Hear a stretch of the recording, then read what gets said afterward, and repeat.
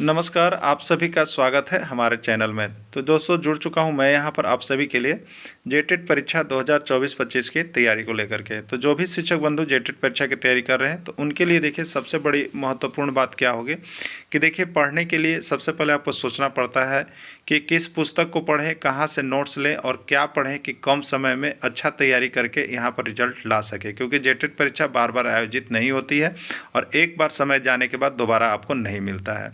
तो इस कड़ी में हम आपके लिए बता देते हैं जेटेट परीक्षा के लिए अभी जो जैक एग्ज़ाम लेगी, ठीक है।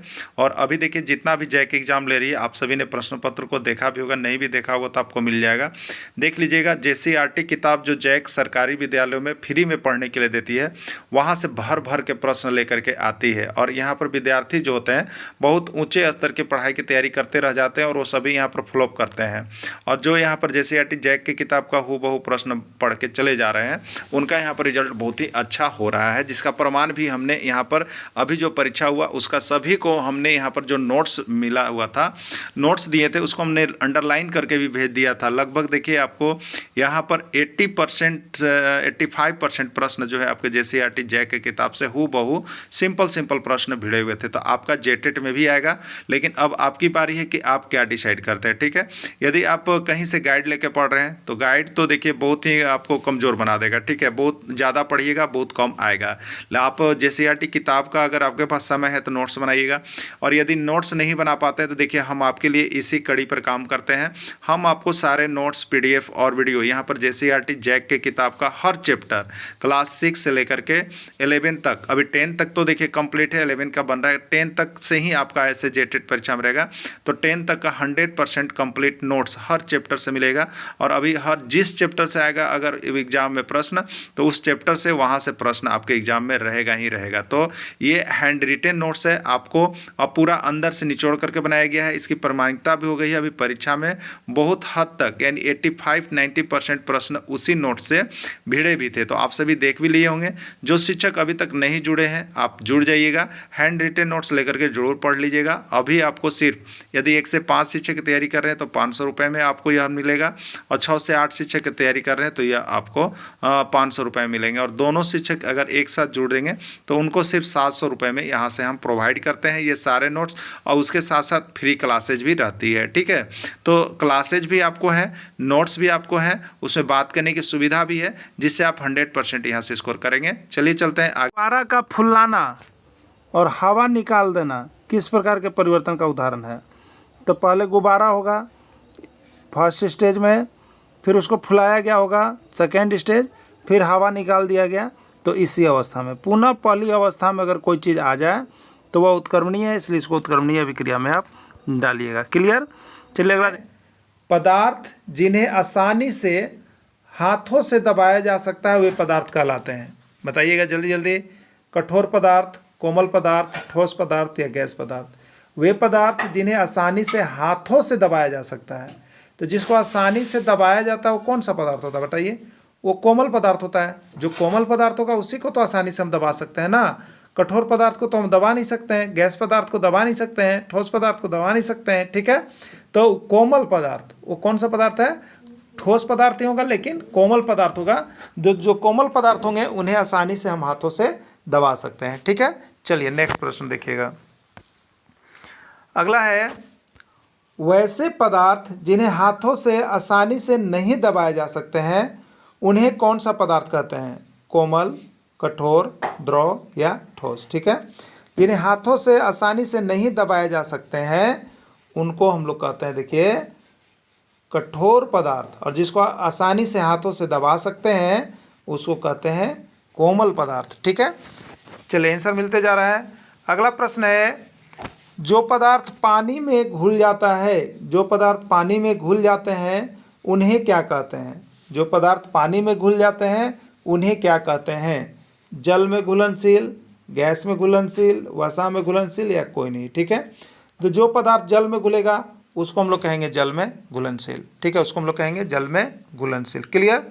अगला, जो पदार्थ जल में नहीं घुलते हैं, जो पदार्थ जल में नहीं घुलते हैं उन्हें क्या कहते हैं? उसके लिए क्या होगा? जल में घुलनशील, जल में अघुलनशील, वसा में घुलनशील या कोई नहीं, ठीक है। तो जो पदार्थ जल में नहीं घुलते हैं उसको हम लोग कहते हैं जल में अघुलनशील। क्या कहते हैं? जल में अघुलनशील कहते हैं। ठीक है। नमक किस में घुल जाता है बताइएगा, नमक किस में घुल जाता है? आया हुआ प्रश्न है आपका यहाँ पर जीएस का। तेल में, वसा में, जल में या कोई नहीं। ठीक है। तो नमक किस में घुल जाता है बताइएगा? तो नमक जो है आपका घुलता है वो है आपका जल में। इसमें राइट आंसर जल में होगा। ठीक है। चलिए नेक्स्ट देखिएगा। अगला है मिट्टी का तेल किस में घुलनशील है बताइएगा। मिट्टी का तेल किस में घुलनशील है? जल में, पेट्रोल में, नमक में या कोई नहीं। मिट्टी का तेल किस में घुलनशील है आपको बताना है। ठीक है। तो बताइएगा। तो मिट्टी का तेल जो होता है पेट्रोल में घुलनशील है। इसलिए आप लोग बहुत बार अपने में बातचीत भी आप करते हैं कि पेट्रोल में मिट्टी का तेल मिलाया हुआ है। ठीक है। तो मिट्टी का तेल मिला करके इसका क्या करता है, यहाँ पर मात्रा को बढ़ा देता है। ठीक है।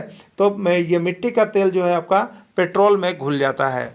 अगला प्रश्न है जल में घुलने वाली सबसे महत्वपूर्ण गैस कौन सी है? कौन सी ऐसी गैस है जो जल में ज़्यादा घुलने वाली है और जल में सबसे ज़्यादा घुल जाती है? वो कौन है? ऑक्सीजन, नाइट्रोजन, कार्बन या कोई नहीं। ठीक है। तो देखिए यहाँ पर जल में जो सबसे घुलनशील गैस होती है वो होती है ऑक्सीजन। अब इसको बोले कि जल में ऑक्सीजन का पता कैसे चलता है बताइए हमको कि ये ऑक्सीजन है, घुलनशील है उसमें।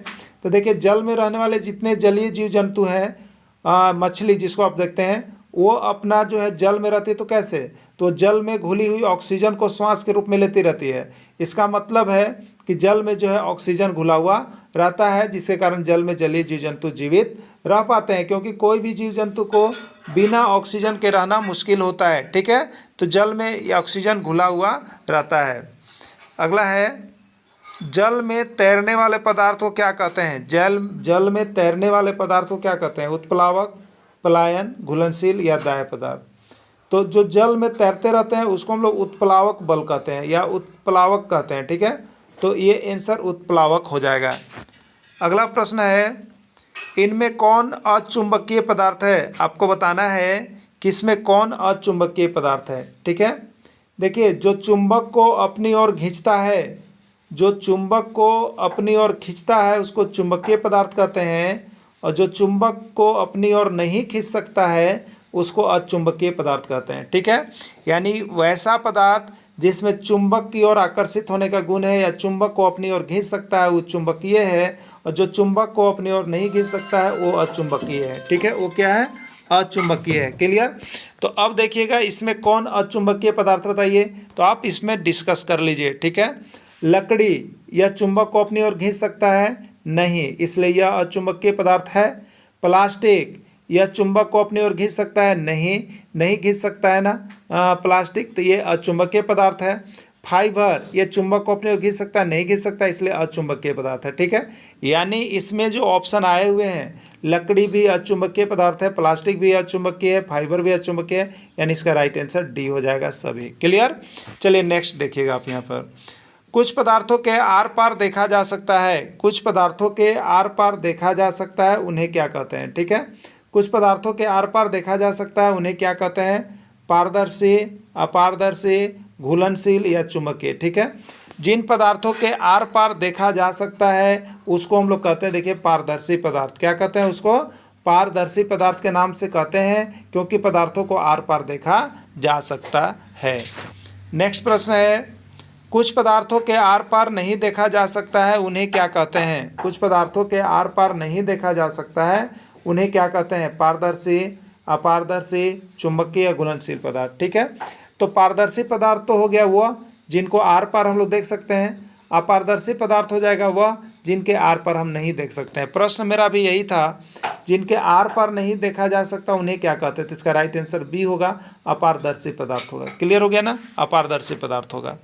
चलिए नेक्स्ट प्रश्न देखते हैं। चुंबक जिन पदार्थों को अपनी ओर खींचता है उन्हें क्या कहते हैं? चुंबक में एक गुण होता है किसी भी पदार्थ को अपनी ओर खींच लेता है, तो चुंबक जिन पदार्थों को अपनी ओर खींच लेता है उन्हें क्या कहते हैं? चुंबकीय पदार्थ, अचुंबकीय पदार्थ, घुलनशीलता या घुलनशीलता। ठीक है। तो चुंबक जिन पदार्थों को अपनी ओर खींच लेता है उसको देखिए हम लोग कहते हैं चुंबकीय पदार्थ। क्या कहते हैं उसको? चुंबकीय पदार्थ के नाम से जानते हैं। क्लियर? अगला है चुंबक जिन पदार्थों को अपनी ओर नहीं खींच पाता है, चुंबक जिन पदार्थों को अपनी ओर नहीं खींच पाता है उन पदार्थों को क्या कहते हैं? चुंबकीय, अचुंबकीय, दहनशील या घुलनशील। ठीक है, तो चुंबक जिन पदार्थों को अपनी ओर खींच नहीं पाता है, यानी चुंबक भी रखा हुआ है और कोई पदार्थ भी रखा हुआ है और चुंबक की ओर आकर्षित नहीं हो पा रहा, तो वह चुंबकीय पदार्थ है।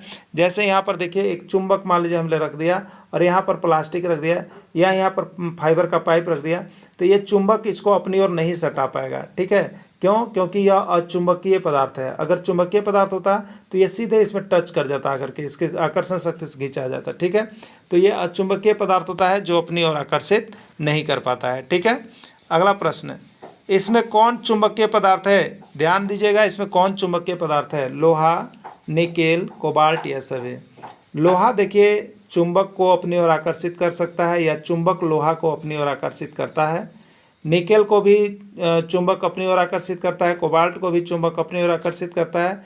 यानी जो चुंबक की ओर आकर्षित होता है वो तो चुंबकीय पदार्थ है। आपसे पूछा गया है कि इनमें कौन चुंबकीय पदार्थ है, तो लोहा भी चुंबकीय है, निकेल भी चुंबकीय है, कोबाल्ट भी चुंबकीय है। इसका राइट आंसर सभी हो जाएगा। ठीक है, चलिए अगला देखिएगा, इसमें कौन पारदर्शी पदार्थ है? इसमें कौन पारदर्शी पदार्थ है? आपको बताना है कि इनमें कौन पारदर्शी पदार्थ है? कांच, जल, वायु या सभी। ठीक है, तो इसमें जो पारदर्शी पदार्थ है वो आपका कांच भी है, जल भी है, वायु भी है। इनके हम एक पार से दूसरे पार देख सकते हैं, इसलिए इसको पारदर्शी पदार्थ हम लोग कहेंगे। सभी इसका राइट आंसर होगा।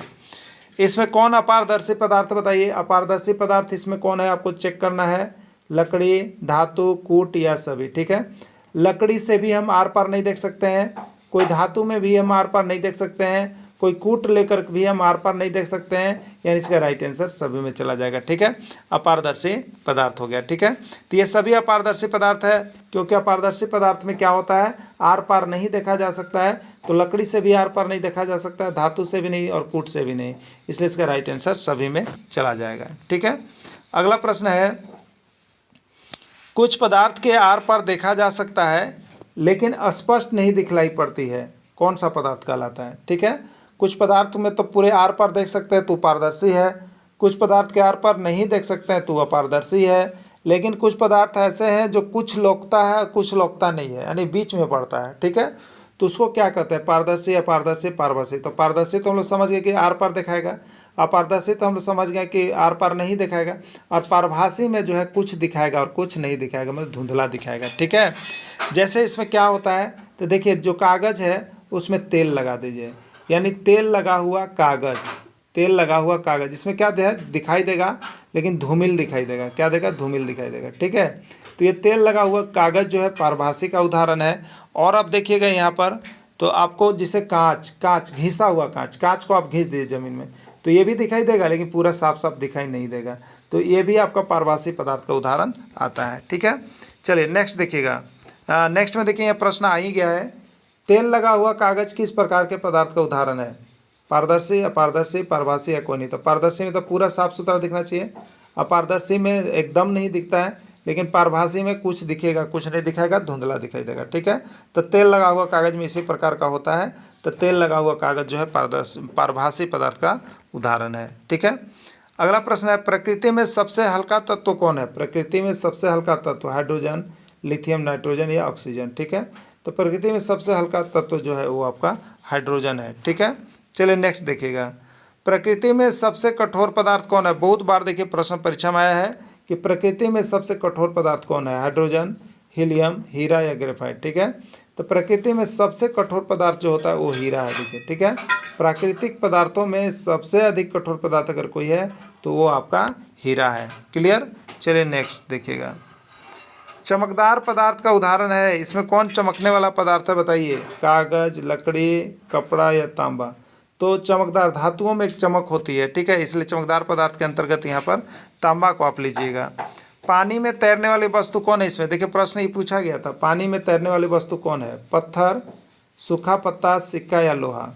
पत्थर क्या होगा? पानी में डूब जाएगा, सिक्का भी पानी के अंदर चला जाएगा, लोहा भी पानी के अंदर चला जाएगा, सिर्फ तैरेगा तो कौन? सूखा पत्ता, इसलिए राइट आंसर इसका सूखा पत्ता हो जाएगा। ठीक है, मेरे प्यारे शिक्षक बंधु, यदि आप जेटेट परीक्षा में परचम लहराना चाहते हैं और जेटेट परीक्षा पास करके शिक्षक बनना चाहते हैं तो आपके लिए सबसे बेस्ट ऑप्शन JCERT किताब है। JCERT किताब, जैक की किताब जो सरकारी विद्यालय मिल रही है वहाँ से लेकर के पढ़ लेंगे। और नहीं मिल पाता है तो आप यहाँ से जुड़ेंगे, क्योंकि आपको यहाँ पर chapter by chapter, exercise by exercise आपको रिवाइज किया जा रहा है, जिससे आप जुड़ करके तैयारी कर सकते हो। सारे प्रश्न यहाँ से ही छपेंगे। चलिए देखते हैं आगे और भी महत्वपूर्ण प्रश्न। टाइल्स की माप, एक टाइल्स की माप 8 सेंटीमीटर गुने 5 सेंटीमीटर है और 10 मीटर गुने 4 मीटर की दीवार में कितने टाइल्स लगेंगे आपको बताना है। ठीक है, एक टाइल्स है उसका इतना का माप है, लेकिन दीवार जो बनाया जाना है उतना बनाना है, तो इसमें टाइल्स कितना लगेगा। ठीक है, देखिए टाइल्स कितना लगेगा, ऐसे प्रश्न बहुत बार आए हैं, बहुत MVVI प्रश्न है। तो इसमें दीवार का क्षेत्रफल निकाल लीजिएगा और उसमें टाइल्स की संख्या, एक टाइल्स का क्षेत्रफल कितना उसे भाग दीजिएगा। ठीक है, मान लीजिए दीवार 100 सेंटीमीटर स्क्वायर का है और एक टाइल्स का जो क्षेत्रफल आ रहा है वो 10 सेंटीमीटर स्क्वायर आ रहा है, तो क्या गो टाइल्स लगा, भाग दे दीजिएगा।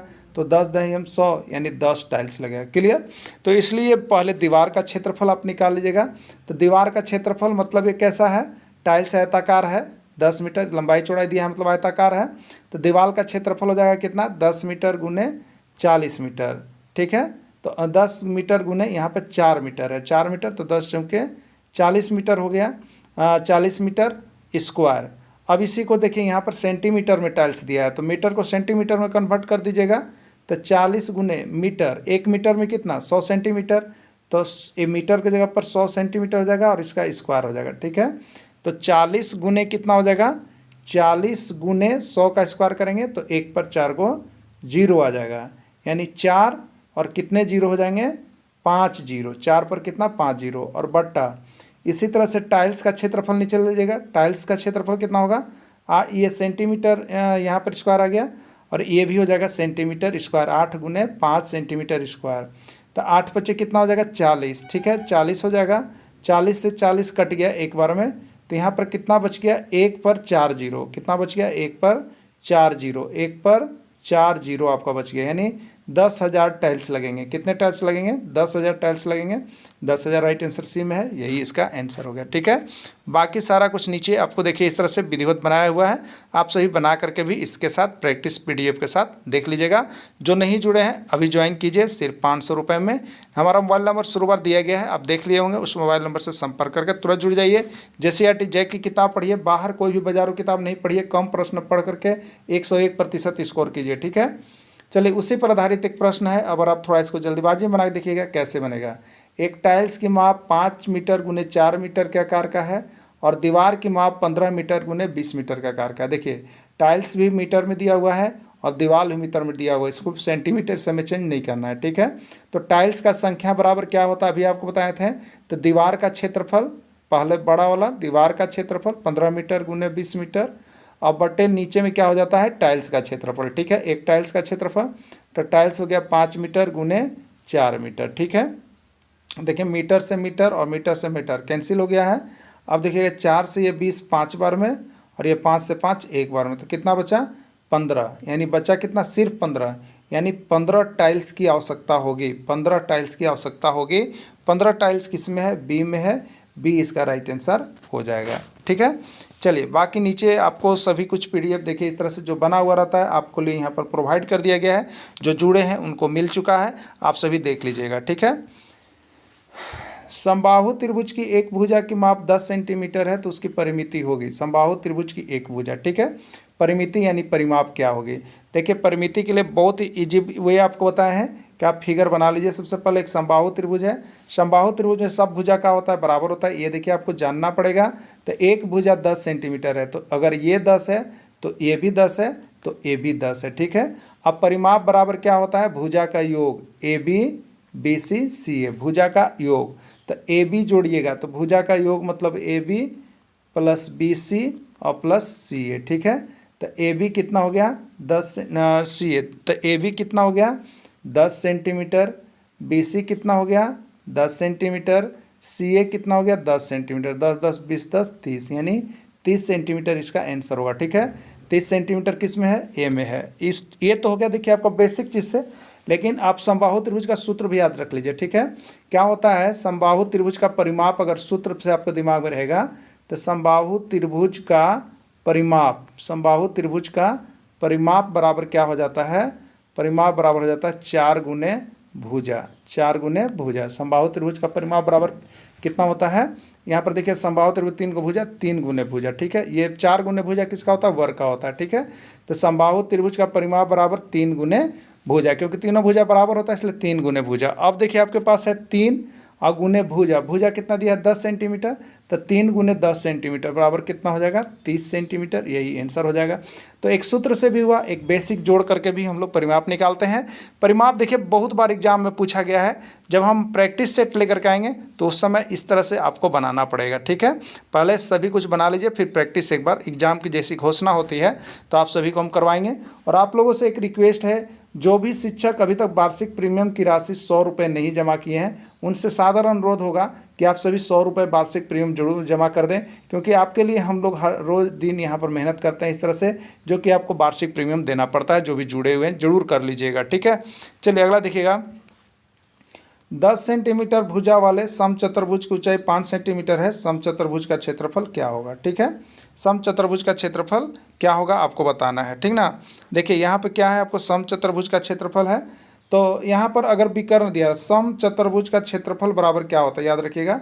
तो समचतुर्भुज का क्षेत्रफल बराबर होता है आधार और गुने ऊंचाई होता है। क्या है? आधार गुने ऊंचाई होता है। तो 10 सेंटीमीटर भुजा है, आधार 10 सेंटीमीटर है, ऊंचाई 5 सेंटीमीटर, समचतुर्भुज का क्षेत्रफल क्या होगा? तो आधार गुने ऊंचाई 5, और दोनों में सेंटीमीटर है। क्षेत्रफल हमेशा सेंटीमीटर स्क्वायर होगा, तो 10 बचे 50 सेंटीमीटर स्क्वायर इसका आंसर हो जाएगा। 50 किसमें? सी में, तो सी इसका राइट आंसर हो जाएगा, ठीक है। चलिए अगला देखिएगा।